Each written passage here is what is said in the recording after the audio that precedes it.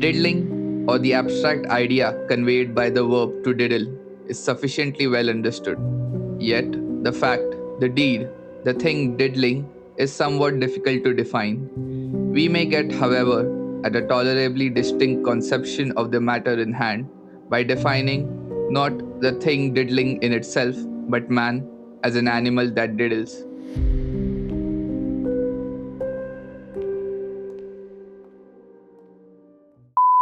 Edgar Allan Poe, the name synonymous with Gothic fiction, the author who pioneered the murder mystery genre, who conjured up eerie imagery with his manic storytelling, the man whose death was as shrouded in mystery as his tales. But what is it exactly that makes Poe's stories as bone chilling now as they were when they were written? How did his somber style of writing end up becoming one of the most integral parts of English literature?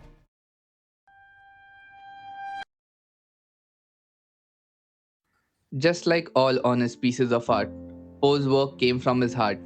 His life was never not tumultuous. He experienced the death of his mother, father, and wife by the hand of tuberculosis.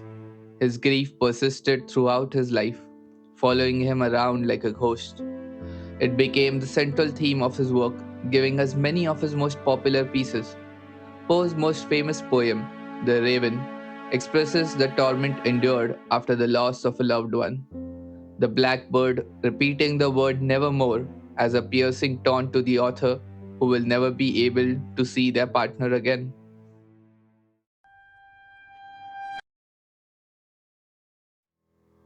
Poe was not immune to worldly afflictions. In fact, he was known to be hypersensitive to alcohol, often getting drunk with just a glass or two. It was not uncommon for the author to get so drunk that it took days to recover. We can see his experiences of drunken stupor and delirium reflected in his stories such as The Fall of the House of Usher.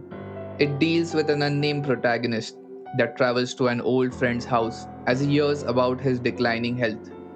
It is there that he finds his friend in a fragile state, racked with grief about his twin sister dying.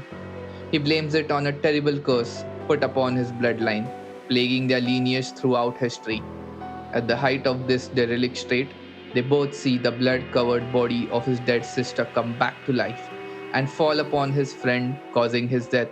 As the author runs away in a hurry, he looks behind to find a blinding flash of light that both figuratively and literally destroys the Usher heritage.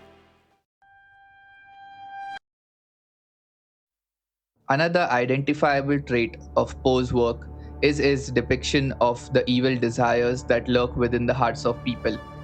In both The Cask of Amontillado and The Telltale Heart, the protagonists follow a slow, methodical ritual to carry out their plan to murder someone. Poe kept their motivations vague, borderline unknown, and chose to focus instead on the excitement that the protagonists felt as they committed their heinous acts.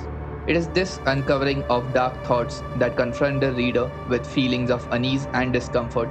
He often explored these motives of extreme desire and dark obsession, showing us another facet of the human psyche.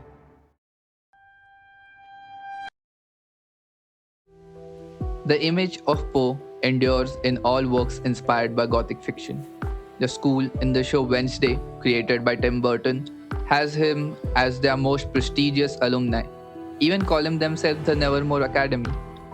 It would not be possible for us to have works such as Sherlock Holmes, The Call of Cthulhu, or The Corpse Bride, as their creators were heavily inspired by the works of Poe.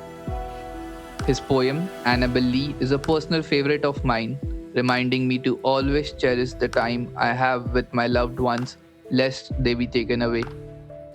But I feel what really captures the essence of Poe is the poem alone.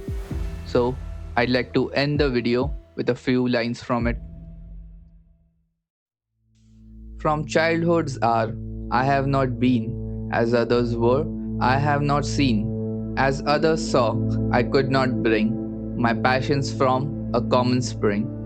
From the same source I have not taken, my sorrow I could not awaken, my heart to joy at the same tone, and all I loved alone.